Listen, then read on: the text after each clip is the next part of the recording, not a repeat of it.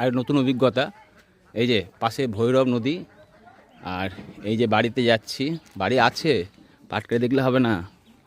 এই যে বাড়ি, এই বাড়িতে দুটো ফ্যামিলি থাকে। হ্যাঁ, অনলাইনে ফিল আপ করেছে,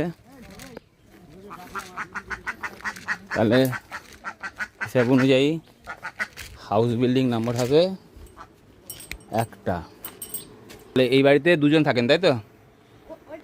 আচ্ছা, এইটা একটা আর এই একটা।